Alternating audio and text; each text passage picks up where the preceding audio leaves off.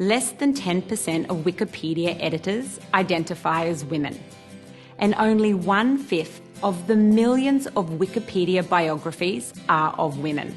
So when we found out about this, Franklin Women thought we could do our little bit to combat gender bias online.